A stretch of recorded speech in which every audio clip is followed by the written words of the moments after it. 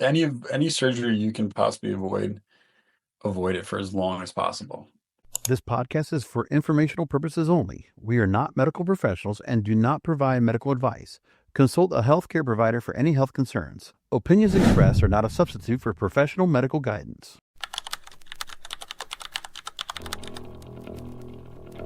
Welcome to the Optimize We podcast. I'm your host, Lindsay O'Neill, and I'm super excited to kick off this series of interviews and biohacking truths without the BS with you. Hello and welcome to the Optimize We podcast. I'm your host, Lindsay O'Neill, and today I am joined in person by my favorite person, Lieutenant Daniel Kelly Patrick O'Keefe, as we lovingly call you at home. This is my life partner, my everything partner, someone that I've reconnected with because of our daughters after multiple decades of not seeing you. We knew each other in college, and now about 9-10 months ago, we had the opportunity to reconnect. And our daughters went to the same school, and that's how we ended up refinding each other. And it was a magical reconnection.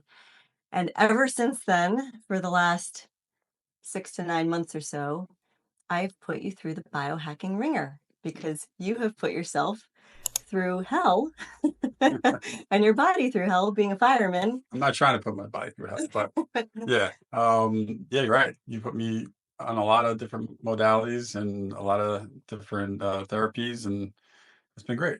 It's been great. And I have a whole list here that I'm going to read, but I wanted to just introduce you a little bit further because you're not just an amazing human partner and fiancé and father, but you're also a hero. You are an FDNY Lieutenant. You have 5 medals from heroic action, even including going into the East River, which is a really fun story to rescue, what do you call it again? Emotionally disturbed person, EDP. EDP, yeah. So you had how much line in the East River? There was probably over 300 feet of line. That's crazy. Yeah. And it was freezing cold in November. It was freezing cold. That's Yeah. just that's one of my favorite stories to tell. But you've also had a lot of injuries in the line of duty over the last 22 years. Definitely some line of duty injuries, some injuries outside of work, but yeah, a lot in work as well. Guys get beat up, unfortunately. Yeah, and you guys carry around big packs of gear. Yeah, each fireman holds roughly about 100 pounds between his SUBA and his bunker gear and his helmet and his tools and hand tools in his pockets. And It's a lot. That's heavy. it's That's a lot, like a lot. carrying me around all the time. It's a lot of abuse, it's a lot of even, the calls that we aren't going to a fire for, Yeah. it's just a lot of calls for car accidents or gas leaks. And, we're running about 4,500, 5,000 runs a year. Wow, that's a lot. Yeah. So you've been on the job for 22 years.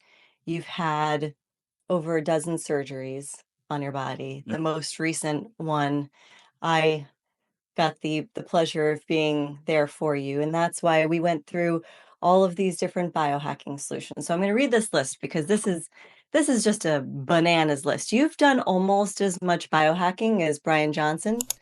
But the cool thing is that he spends about $2 million a year, and he spends pretty much all day working on different biohacking hacks and things that he does. But you wake up early, you do a few of these things, you go about your day, and a lot of what you're doing is actually free. Correct. So you're not spending a whole lot of money. Correct. Now there are some more expensive things that you've tried, but the everyday person can do the majority of the things that you've done. Correct. Getting sunlight first thing in the morning, that's free. Anyone can just go out and walk and get sunlight. You're moving your body and getting sunlight at the same time. You can take your shoes off and ground yourself. So there's a bunch of stuff that doesn't cost any money that you can certainly do. Yeah. Um, And let me read the list. So you said sunlight, breath work is also free, meditation, Yeah. prayer, playing music. You play a little bit of guitar and some piano. A little bit. You cook, which is also good, like kind of meditative movement, Sure. right, in the kitchen. You did the FIT test, the food inflammation test from Small Hinges, which allowed you to eliminate some foods that one thing that you were eating every day. So coffee is a big thing in the firehouse. Like when we are doing 24-hour shifts, and I drink coffee personally, but not. I'm not a huge coffee drinker, but it was the biggest thing on my food inflammation test that was causing inflammation. So I took it out of my diet about 3 months ago, and I actually feel great. That's amazing. Yeah, One thing. one thing. One small hinge. Okay. Well, that means that's working. I'm gonna pat myself on the back for that one. We cut out booze for a while. Yes, we did. That was not only free, that was a big cost savings It in was. our household. Um, red light. So in addition to sunlight, we've tried everything from compression to lymphatic drainage, PEMF. You've tried 3 different types of PEMF, peptide shots, blue scorpion venom, Brain Tap and Roxiva, which are both light and sound Mhm. therapy, Theta Acoustics, which is a chair that has like vibroacoustic pulse, Firefly, which is a laser. We had Brittany's laser, which I don't know what the name of that laser was. We tried Avicin, grounding blankets, methylene blue, which we take every morning, Fatty 15, which is C15, which is an essential fatty acid supplement, C60, which is a very powerful antioxidant. We have EMF and EMR protection in our home. And then I wear this, but I hug you a lot. So you get the benefit of that one. We have an ionized air purifier. We drink hydrogen water. We have salt chamber, which is halotherapy. Mhm. Now, that one I want to get back to for the fire department because that's a really important one for you guys. Infrared sauna. You've done 3 different infrared saunas, and you actually got a donation too, right? Correct. We have Bioptron light, which is a light that we've used to help heal your scar. Mhm. We have Wasabi method and soft wave that you've tried, which are both shockwave Yep. technology. Cold plunge, HBOT, which is hyperbaric oxygen therapy. You went to 5 different chiropractors, physical therapy. One of the chiropractors did traction on you too, which was cool. Yep. You do stretching and yoga, which also is free. You can do that in your living room, in your bedroom, Correct. your Yep. basement, outside. You take a bunch of other supplements. You've done strength training. As you mentioned before, you walk, you ride on a stationary bike, and we wear linen because it has very high energy. That's right. And then we sleep on 100% cotton sheets. But the biggest biohack that I have realized from you is love. Correct. And I love your love. I'm so grateful for you. And I know there's a disclaimer at the beginning of this podcast that says that people should definitely talk to their doctor about all of these different modalities, but if you can, just open yourself up to the possibility of love because before I met you, I had really closed myself off to all opportunities. I even told my daughters that I was done. I didn't wanna Oh, I didn't baby. wanna date anymore. Oh, I just was frustrated with the whole process, and, your love has been my biggest biohack, so baby. thank you for that. Oh, baby. I Alright. appreciate that. So now let's go back. Okay. You've tried a lot of stuff, A lot of stuff. and the reason that you had to try a lot of stuff was because you've sustained a lot of injuries. Correct. And I really was trying to put off surgery for as long as I can for more specifically for um, this last fall that I had. This last injury. This So last injury. Yeah. the last injury that happened in November of 2024 Yep. at you went into a fire. Tell us what happened. So yeah, we went to a fire. It was coming out a few windows, and when we arrived, there was a top floor fire, and we were the second due company, so we had to check the apartment adjacent to the fire apartment, and then we had to check downstairs real quick just to make sure the fire wasn't coming from below us. So when I went downstairs, there was, I guess, so much sheet up in the hallway. I hit the first stair, and the stair broke. And when the stair broke, I went down head first down the whole flight and dislocated my shoulder, and then also really messed my back up. I extruded a disc in my back, which I didn't even know what extruded meant. But yeah, I've heard of bulging and herniated, but extruded, it means that the disc came out of its sac and was just laying across the nerve, and it was pretty painful. Yeah, I lived through that one. I've never seen so Dan is 6'5", and I don't know if anyone has ever seen anyone fall down a flight of stairs, but you really did a number on yourself in that fire. And for about a month and a half, 6 weeks, you tried everything to get yourself out of pain. I had to try it because I was in so much pain. It was the first time in my life where I couldn't get myself comfortable just by like trying to keep myself still or get into a position. Like there was no relief. There was no relief, unfortunately, for this Yeah. injury. So I was desperate. I was really desperate. Yeah. It was hard to see you in that much pain, actually. It was hard I wish I was stronger. I wish I was a bigger person so I could have carried you around and done more for you. But I'm glad that we got to a point where not only did you have surgery for that extruded disc, but you were able to recover pretty quickly after the surgery because of all of these things, because we kind of done everything before the surgery to get you ready for the surgery. And I know a lot of people out there want to avoid surgery because it doesn't always fix the issue. Sometimes surgery can lead to more issues. Correct. It's like opening a can of worms, right? They're just all kind of crawling out, and then you can't really put the lid back on. So this was your second spinal surgery. Correct. Yeah. Your first spinal surgery was 5 years ago? Yes. 2019. It was the end of 2019. I broke my L5S1 disc and it landed on my nerve root unbeknownst to me. And I kind of let it go for a while. I was in pain, but I didn't think my back was broken. I was trying to recover from two knee injuries that I was getting back to work from. So I was trying to just not avoid knowing exactly what was going on with my back at that point. But it got to a point where I needed an MRI and then found out that it was broken. So I needed emergency surgery about a week later. So you beat yourself up at work, and then you also beat yourself up doing fun things Yes. like skiing. Yes. So that was in 2017, right? Oh, yes. So in 2017, I was just skiing with some friends and it was a freak accident. I didn't even fall.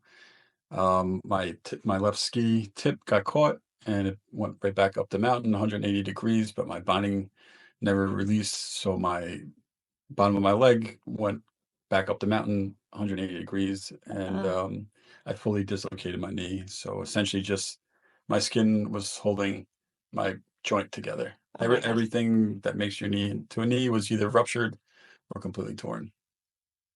I've seen the pictures. The X-rays are that's if you have a weak stomach, I would not recommend looking at those X-ray pictures. But you had to have multiple surgeries, and then during one of your surgeries, tell me what happened.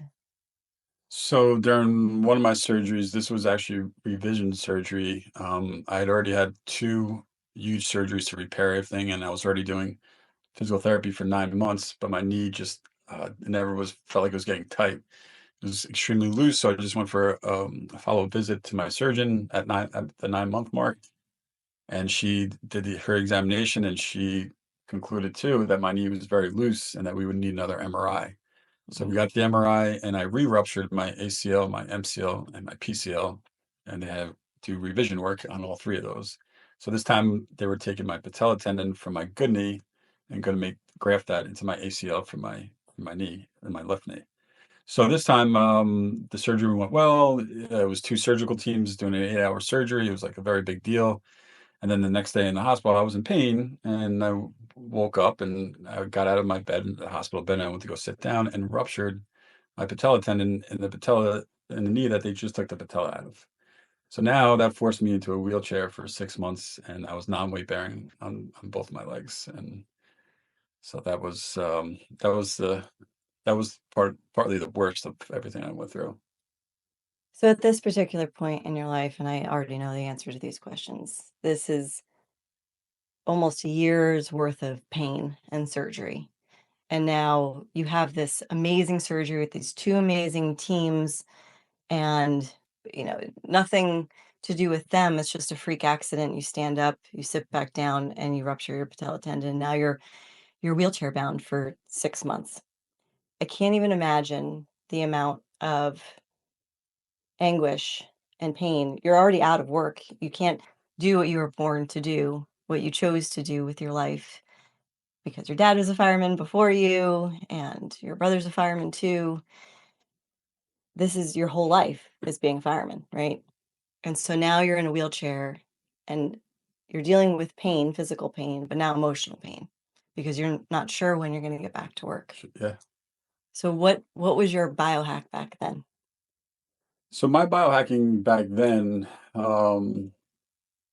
one of the best things I could do for myself was really cold therapy. I was going to physical therapy a lot. They were, doing massages, and I also had a stim machine that I had at home. But one of the best things that I could do for my knees was cold therapy. I would essentially wrap two huge ice packs around my knee, very tightly with an ace bandage, and I would leave it on for about 20 minutes, half hour, until I essentially couldn't feel my knee anymore, and that was the only thing that really took pain away. And that was a lot before I knew anything about biohacking. I didn't know anything at that point about biohacking. Actually, that these injuries is what led me down this path of figuring my body out, how to get better quicker, like biohacking, wellness, working out. It was a snowball of a cumulative effect of all things health. I just took a huge dive into it, and I haven't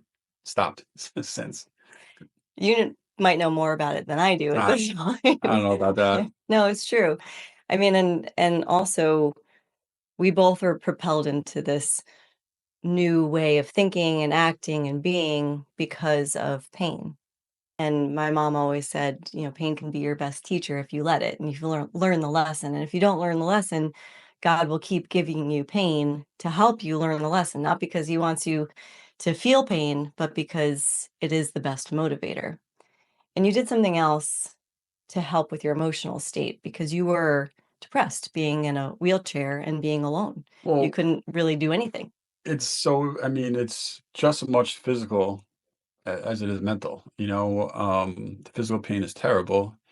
And then when you're in it for such a prolonged time, and then specifically in my case, there was several times where, like, I thought I was almost better, like I was at the goal line. I was at the 1 yard line, and then I got brought all the way back to the other side of the field, to the other goal line, essentially. So that was tough because I was really adamant about getting myself better. I took physical therapy so seriously; it was the only thing I could really do.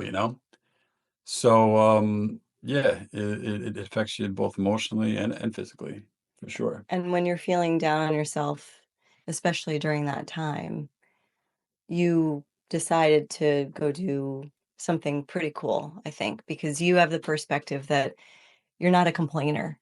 My mom always used to say, you don't complain about something unless you're willing to do something about it. With our kids, they don't really complain, which is amazing because we have four pre-teen teenager girls in our household, and there's not a lot of drama or complaining in our household. But I think they get that from both of us, but specifically from you. So I know that when you don't want to complain because you see that everyone's going through something and there's always someone that can be worse off than you. What did you do during this situation? So it was a mental grind for a long time. Plus, the other part I'll add is before I got hurt, I gotten divorced. So, I went through the divorce, and it was actually a amicable divorce, but divorces are still a divorce. It was tough. It's like a death.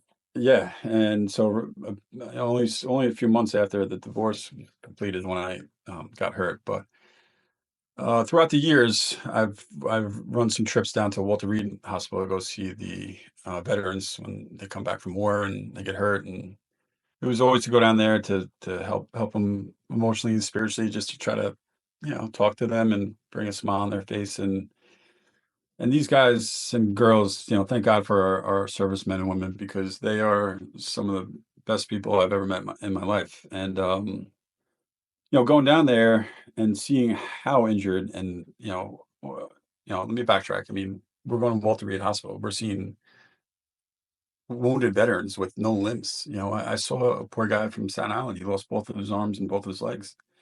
And all he wanted to do was get back into the fight. They all said they all just wanted to get back into the fight with their brothers and sisters. Sounds familiar. Yeah. So it always put a good perspective in my head when I got hurt, and no matter how down I was, I said to myself, somebody's always got it worse. Somebody has always got it worse, no matter how bad you have it. Someone is going through worse than you are, and that if they can get through it, you can get through it. And I know that this is a hard time for you too, because you're not sure what the future holds for you. You've been doing this basically your whole adult life as a fireman. And just like those servicemen and women, they just want to get back into the fight too. And I know that you're now living in a household full of women, but your work is a household full of men. Hmm. And you miss your brothers Of course. and you miss going into fires and saving people's lives. It is very dangerous. It's also very toxic. You know, we were talking the other day about these forever chemicals, these PFAs, and what damage that's doing to your lungs. Like, look at all of the firemen who were down at 9/11 at Yeah. the trade towers. You know, I know one of them just passed away recently. Yeah. Um, Halotherapy is something that has come up over and over again as you talk about your life as a fireman. Tell me a little bit more about your experience with the salt chamber. So, like you mentioned before, I've had a lot of access to a lot of different modalities, and some work, and I would say some I don't know if they work. It's just that I never really felt if it was working. Now, granted, maybe I didn't use that particular modality enough, but I can tell you emphatically with the salt chamber, being a fireman is one of the best things I've ever done personally Mm, because like you also mentioned, we breathe in a lot of crap. We beat ourselves up physically, but internally, we probably beat ourselves up even worse because we don't know exactly what's going on inside. So at work, yes, we have the face piece and an air that we breathe when we're going to a fire, but we always don't have it on, or sometimes we run out of air, or sometimes you're trying to conserve air, so you are breathing in smoke. So when I first went on the salt into the salt chamber, it was like being at work when taking a bad feed. I was coughing like crazy, like snot's coming out of my nose uncontrollably, tearing up, and it was like taking a really bad feed at work. That's what happens. But only this time, it was really good because the after effects I felt like I haven't felt in a long, long time. Like everything felt opened up. My nose, my chest, everything felt great. And it lasts for a while. Like, I felt the benefits for a few days afterwards, and then, there are times when I was getting sick or I took a feed at work and I came home and put myself on the salt chamber, and it was great. I think it should be in every firehouse.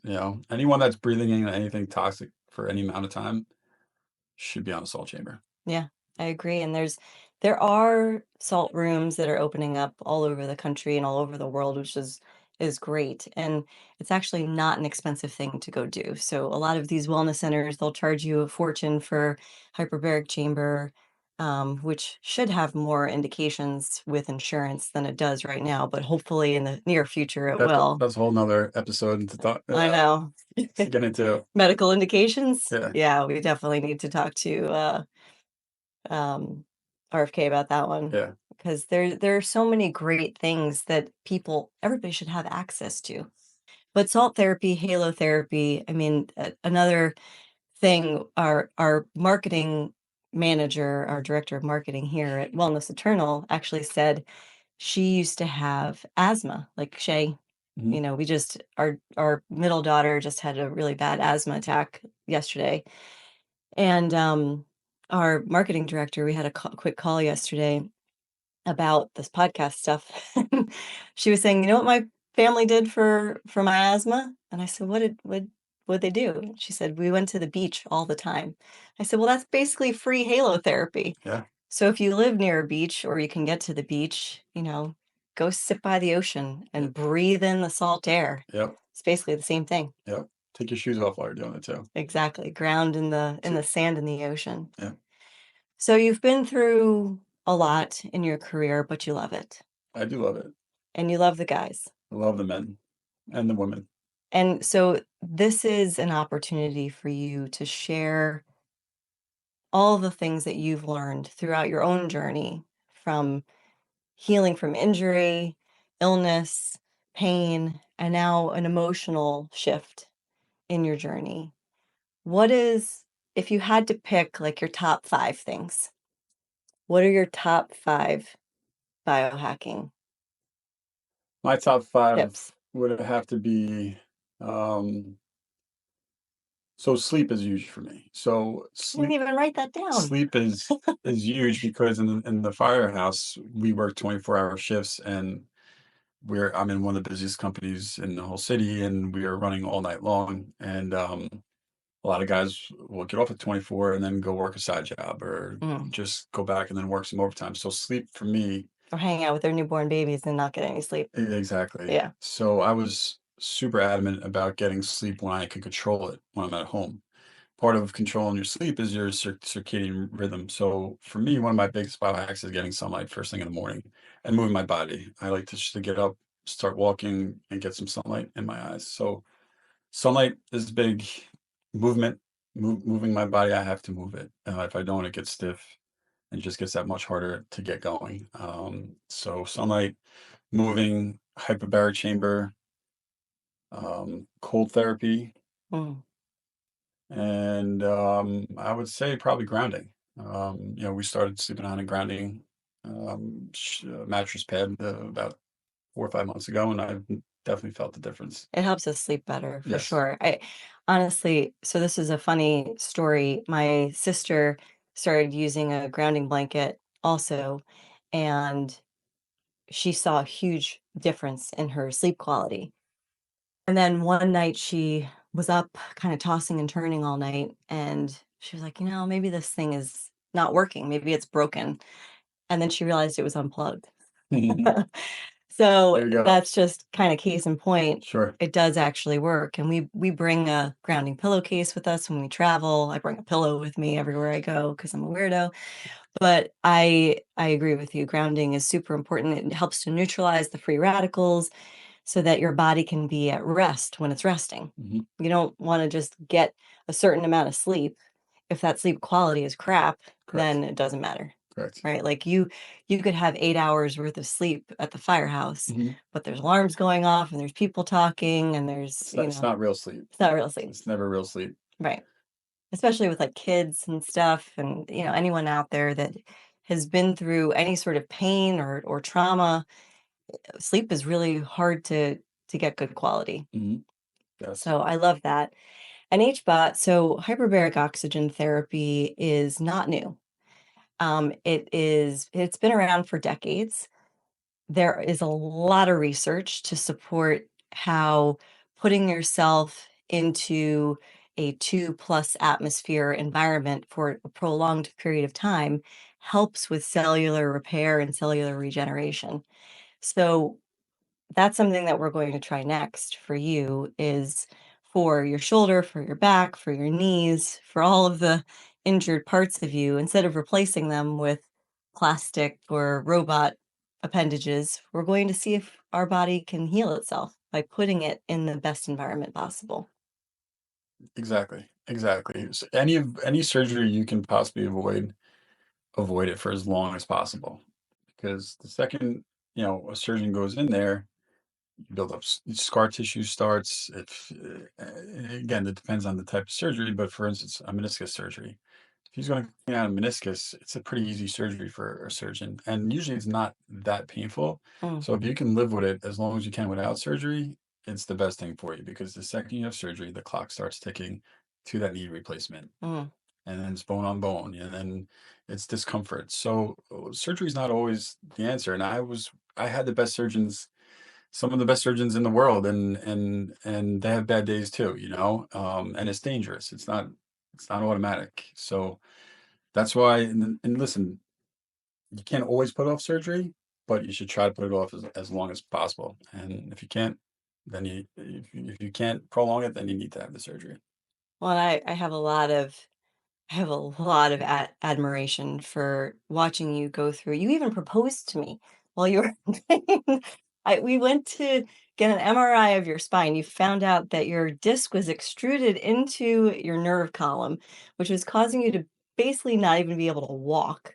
And you still I was so surprised when you proposed because all I'm thinking of is, "I gotta get him safe, I gotta get him back home, I gotta get him back in bed, I've gotta take care of my man," and then you're getting down on one knee. I didn't even think you'd get back up after I that. knew I could get down. I don't know about back up, but I just need to get down. That was it. That was all important. Well, listen, priorities, That's right. right? The priority of our life has become taking care of ourselves. And I love that we wake up every morning, we read Jesus Calling, we pray with our kids every night, because even throughout all of this pain and all of the heartbreak and all of the emotional trauma that you go through when you're in pain, and a lot of people have felt this, a lot of people, like pretty much almost every single person I've ever met has gone through some sort of emotional or physical pain. Going through that and having faith is probably one of our biggest biohacks as a couple, Correct. Yeah. because you have to believe that it's all intentional, that there is a reason for all of it. Yeah, and so it's all about mindset, and